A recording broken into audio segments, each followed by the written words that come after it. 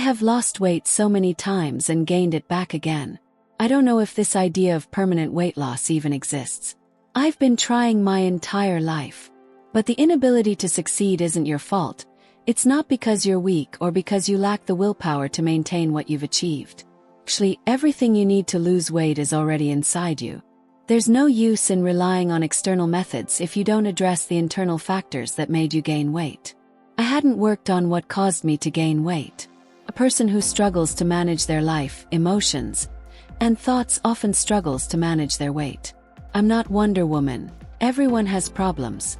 But how you deal with your problems can be trained. For example, someone may be struggling at work, everything going wrong, but they focus all their energy on what they can control. Who have you been? The person who focuses on solutions or the one who turns to food as an escape? Eating isn't just about feeding your body. It's about feeding your soul and emotions. But food doesn't have that power. The first step is understanding what excess food represents for you. I want you to think while you're eating and after you swallow. Does the food really give you what you're seeking? You ate a lot because you were exhausted and then regret follows. If you keep looking for comfort in food, what you gain will only be momentary. At this rate, how will you feel by the end of next year? In 10 years? I used to feel great. I was beautiful, I was slim. Today I'm worse off. You've had a lot of pleasure in food. Comfort, escape. But taking small steps back every day for 10 years has serious consequences. Now that you've lost weight and you're living the best phase of your life, you've improved so much in this past year compared to what you were struggling with nearly your whole life. Over these last 10 years, only terrible consequences have come from it. We're going to start associating positive things with the process of weight loss. You can relate good experiences to saying no to what you want to eat. Our mind is programmed to seek pleasure and avoid pain. It's a natural tendency. Every time you think about losing weight, your mind might sabotage you into giving up. The consequences of being overweight over the last 10 years. Has it brought you pain or pleasure? You are reinforcing a lie for your mind, something fleeting. You can repeat every day the pain caused by overeating, the consequences it's had on your health. You need to create this new association in your mind between pain and pleasure. You need to connect positive stimuli with your weight loss journey. Think of two buttons: the pleasure motivator and the pain motivator. Motivation is about finding reasons to act. Pain motivation makes someone take the first step when they realize they don't want to live in that pain anymore. Your mind is programmed to run from pain.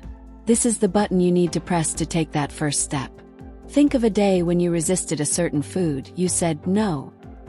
How did you feel? Were you frustrated or did you feel proud? It's a pain you have to reinforce. It leads to happiness, joy, pride. Which button are you pressing, the motivation through pain that will push you forward? You have to remind your mind that true pleasure is seeing yourself in the mirror and loving what you see.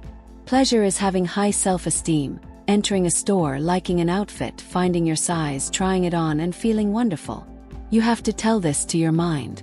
Write down everything amazing you'll feel when you free yourself from being trapped by food.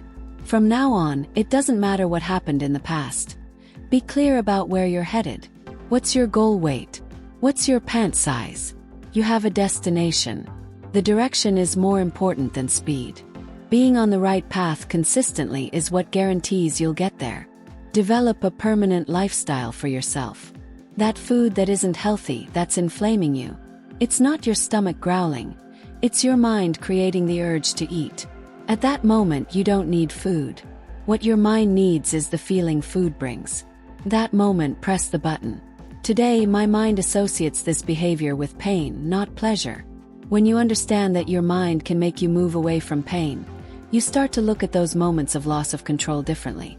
Instead of thinking, I can't, you think, congratulations to me, because before I would have eaten everything and now I stopped.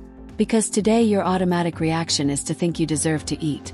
But when you think about it, that deserving is so insignificant. So start showing your mind that you deserve so much more.